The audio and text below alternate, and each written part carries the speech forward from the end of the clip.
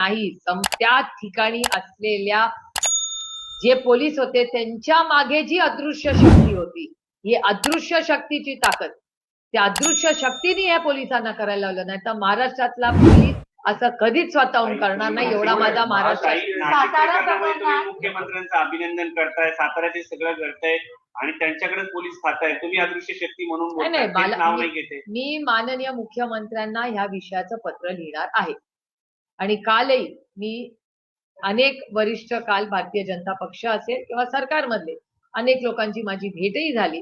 त्यांनाही मी काही गोष्टी ह्या सांगितल्या आहेत, कारण का दिल्लीमध्ये काही गोष्टी आलेल्या आहेत वर्तमानपत्रात आणि चॅनलवर, काही नाही आलेल्या. पण हे दुर्दैव आहे की महाराष्ट्राच्यासाठी जी काही साताऱ्याची घटना झाली ही लोकशाहीची हत्या आहे आणि मी माननीय मुख्यमंत्र्यांना याच्यासाठी पत्र लिहिणार आहे, कारण का हे अतिशय अस्वस्थ करणारी गोष्ट. भाजप आणि एकनाथ शिंदे यांच्या पक्षातील मतभेद आता समोर येताना बघायला मिळतात. कारण काल रात्री मुख्यमंत्री आणि उपमुख्यमंत्र्यांची बैठक झाली, त्यात मुख्यमंत्र्यांनी स्पष्ट सांगितलेलं आहे की तुम्ही जे काल सभागृहामध्ये तुमच्या पक्षाच्या नेत्यांनी सभागृहामध्ये जे केलं ते न पटणार आहे, असं काल स्पष्ट. सारखे प्रकार खपवून घेणार नाही, मोठा भाऊ म्हणून भाजपची समजण्याची भूमिका आहे, ते म्हणजे ते मुकाम. बघा आता काय त्यांच्या दोघांमध्ये चर्चा झाली ही मला माहिती नाही, तुम्ही म्हणताय म्हणून मी ऐकते. पण त्यांच्यात काय चर्चाही झाली नाही. पण हा मोठा भाऊ आणि छोटा भावाचा विषयच नाहीये, हा नात्याचा विषय नाहीये, ही लोकशाही. लोकशाहीत अशी गुंडागर्दी जर होणार असेल तर त्याच्या पुढे ताकदीने लढण्याची गरज आहे. आज हा साताऱ्याचा विषय, उद्या 10 ठिकाणी, आणि हे करणंच चुकीचं आहे. म्हणजे मी शंभूराजेजींनाही फोन करणार आहे आणि मकरंद पाटलांना मी ऑलरेडी फोन करून सगळी माहिती घेतलेली आहे. निवडणूक रद्द व्हावी अशी मागणी कराल तुम्ही? का नाही कर, माझं म्हणणं आहे ही जर त्यांना इथे न्याय मिळत नसेल तर मकरंद पाटील आणि शंभूराजेंना जर धक्काबुक्की झाली असेल तर ते दोघंही कॅबिनेट मिनिस्टर आहेत, त्याची पारदर्शक इन्क्वायरी झाली पाहिजे. आणि जर सरकारने त्यांना न्याय, एक तर त्या सरकारचे भाग आहेत, म्हणजे ज्या सरकारमध्ये तुम्ही आहात तेच सरकार तुम्हाला धक्काबुक्की करतंय. ते पांडुरंगा काय दिवस बघायला लागतात महाराष्ट्रामध्ये. आणि मित्र पक्षांना, त्यांचे मित्र पक्ष आहेत ना, म्हणजे मला आश्चर्य वाटतंय की एकीकडे तुम्ही सत्तेमध्ये एकत्र आहात आणि दुसरीकडे त्याच भावाला धाकट्या भाऊ तुम्हीच म्हणताय त्यांना. मी कुणाला धाकटं बिकटं समजत नाही, मी सगळ्यांना समान समजते. पण धाकट्या भावाला जर अशी धक्काधुक्की असेल तर आपल्याला सगळ्यांनाच आत्मचिंतन करायची वेळ आहे की महाराष्ट्राचं राजकारण चाललंय कुठल्या दिशेने. आणि हे सुसंस्कृत महाराष्ट्राचं राजकारण नाही. मराठी माणूस हा एक स्वाभिमानी माणूस. तुम्ही छत्रपती शिवाजी महाराजांचं नाव घेऊन राजकारण करताना, शाहू फुले आंबेडकरांचं नाव घेऊन राजकारण करताना मग मार काय खाताय? अजित पवार भाजप मित्र पक्षांना नेहमी दाबत अशा पद्धतीच्या चर्चा असतात, वारंवार तशा पद्धतीचे आरोप होत असतात. पण ह्या घटनेमुळे ते पुन्हा एकदा सिद्ध झाले असं म्हणायचं की सोबत असलेल्या तो त्यांचा आणि त्यांच्या युतीचा, आघाडीचा जे काय असेल किंवा त्यांच्या मित्र पक्षाचा अंतर्गत प्रश्न आहे. अजित पवारांच्या विधानसभा जागेवर काँग्रेस लढवण्यासाठी तयारी करते आहे. नाही, मला याची काय माहिती नाही. काँग्रेसनी आमच्याकडे काही चर्चा केली नाही. मी तुमच्या चॅनलवर आणि वर्तमानपत्रात वाचलं त्याच्याबद्दल. त्याच्यामुळे जेव्हा काँग्रेसकडे काय प्रस्ताव असेल, पण आमची महाविकास आघाडीला विनंती राहील की दादा अनेक वर्ष तिथे लोकप्रतिनिधी म्हणून दादांनी तिथे काम केलेलं, उत्तम काम केलेलं आहे. आणि आज वहिनींना अशा प्रक्रियेत ह्या सगळ्या सिच्युएशन मध्ये ही जबाबदारी घ्यावी लागते. तर आमच्याकडून विनंतीच सगळ्यांना राहील की सुनेत्रा वहिनी पवार यांचं इलेक्शन आमच्या तरी मनात आहे की ते बिनविरोध व्हावं. चव्हाणांचा जिल्हा म्हणून मानलं जातं. तुमच्या पक्षातले अनेक नेते तिथे कोणतीही घटना घडली अजितदादांच्या चुकीवर स्थिती संगमावरती जातात.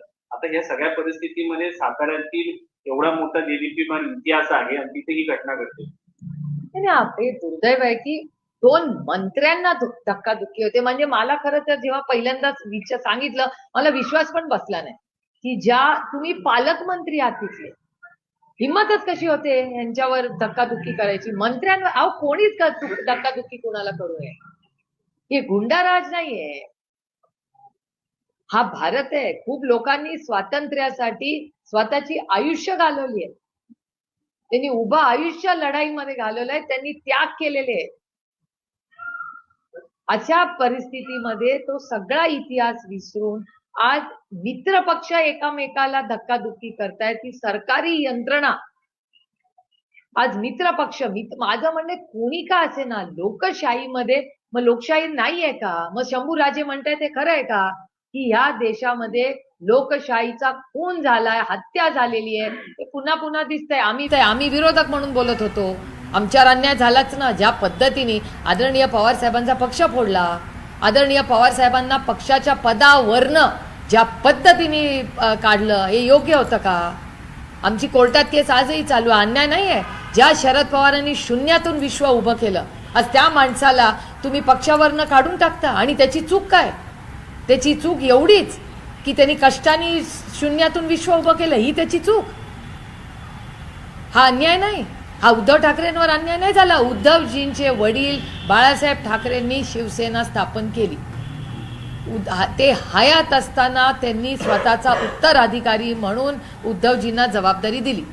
मग उद्धवजी असतील, शरद पवार असतील, अशी किती उदाहरणं तुम्हाला देऊ? हा आमच्यावर अन्याय नव्हता. मग लोकशाहीची तेव्हाही हत्या झालीच होती ना. मग आता ती तर डायरेक्ट हातापायीवर आली आहे. आणि हे अतिशय अस्वस्थ करणार आहे. म्हणजे हा राजकीय विषय नाही आहे, हा अस्वस्थ करणारा विषय की ज्या महाराष्ट्रामध्ये छत्रपतींचा महाराष्ट्र, शाहू फुले आंबेडकरांचा महाराष्ट्र, यशवंतराव चव्हाणांचा महाराष्ट्र, आणि ते पण साताऱ्यात, कुठेही झालं तरी वाईटच आहे हो. त्यातून पवित्र आपल्या साताऱ्यात जाऊन अशी धक्काधुक्की होते, हे लाजिरवाणी आहे.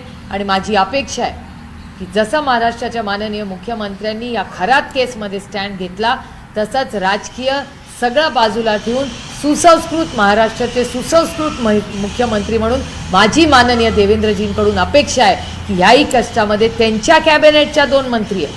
कुठल्याही पक्षाचे असले तरी शंभूराजे त्यांचे कॅबिनेट मिनिस्टर आहेत, मकरंद आबा त्यांचे कॅबिनेट मिनिस्टर आहेत. स्वतःच्या कॅबिनेट मिनिस्टरची जर हातापायी अशी होत असेल कुणाकडून, तर त्यांची नैतिक जबाबदारी नाही का? तुम्ही मायबाप सरकार आहात, तुम्ही महाराष्ट्राचे माननीय मुख्यमंत्री आहात. मी खूप अपेक्षेने देवेंद्रजींना विनम्र विनंती करते. या खराब प्रकरणातल्या विक्टिम्सच्या बाबतीमध्ये खूप असंवेदनशीलपणा दिसतोय यंत्रणांकडूनही आणि सोशल मीडियावर. तुम्हाला एक महिला म्हणून यात काय आणि माझी एवढीच अपेक्षा आहे की आयडेंटिटी, बलात्कारामध्ये ह्या देशात कायदा आहे की ज्याच्यावर बलात्कार होतो त्याचं नाव किंवा ओळख कधीही बाहेर येता कामा नये. तशीच गोष्ट ह्याही केसमध्ये हवी किंवा कुठल्याही केसमध्ये हवी. या सगळ्या महिला ज्यांच्यावर अत्याचार झालेत, अन्याय झालेले आहेत, त्यांचं एक आयुष्य आहे, त्यांची प्रायव्हसी ही संविधानानेही त्यांना तो अधिकार दिलेला आहे. त्यामुळे प्रायव्हसी राईट्स या आपण सगळ्यांनी जपल्या पाहिजेत. मी बघते तुमच्या सगळ्या चॅनल्सवर जेव्हा ते व्हिडिओ येतात, तुम्ही असे ते कळत नाही आम्हाला नक्की काय चाललंय. ते ज्या जबाबदारीने मीडिया ते व्हिडिओ दाखवत आहे, त्या जबाबदारीने आम्हीही कोणी, म्हणजे त्याची सुरुवात माझ्यापासून झाली पाहिजे, कोणीही आम्ही ते व्हिडिओ फॉरवर्ड करता कामा नये. त्या महिलांची प्रायव्हसी आहे, त्या एका समाजात राहतात, कुटुंबात राहतात, त्यांचा कुठलाही अपमान कोणी करू नये. ह्याच्यासाठी आपण माणुसकीच्या नात्याने सगळ्यांनीच जबाबदारी घ्यावी.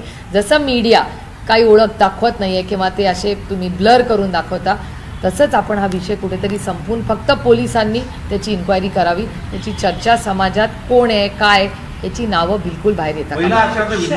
लोकसभेत आणण्याचा प्रयत्न सुरू झाला. याच्यात प्रश्नासंदर्भात एवढं प्रश्न आहे.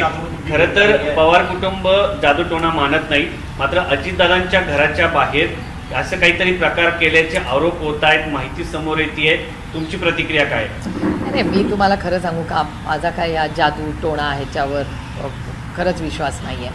आणि पुरोगामी विचाराच्या मध्ये माझी श्रद्धा आहे, पण अंधश्रद्धा नाही. अंधश्रद्धा आणि श्रद्धेमध्ये एक थिन लाईन असते, आणि त्याच्यामुळे श्रद्धा ही कुणावर ठेवायची हा तुमचा वैयक्तिक प्रश्न आहे, पण अंधश्रद्धेच्या पूर्ण विरोधात मी आहे.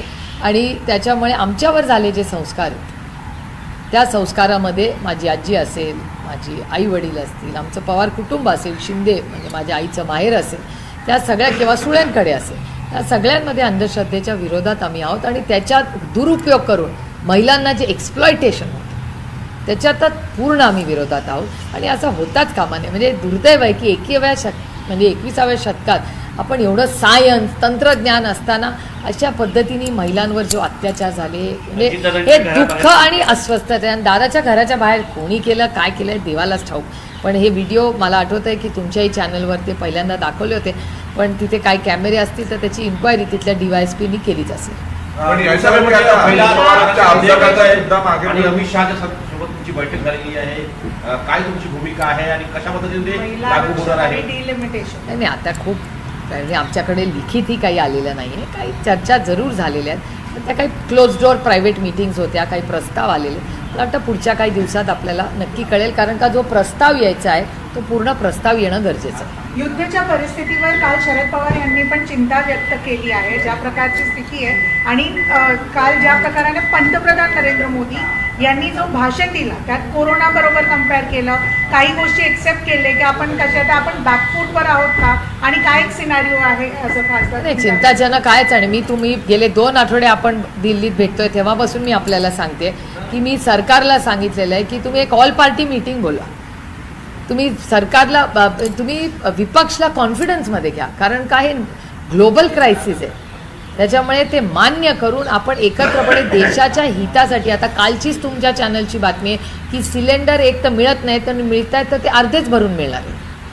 हॉटेल, रेस्टॉरंट्स, किती गोष्टी, MSMEs, बिझनेसेस, किती गोष्टी गेले 2 आठवडे तुम्ही सातत्याने दाखवताय या सगळ्या गोष्टी.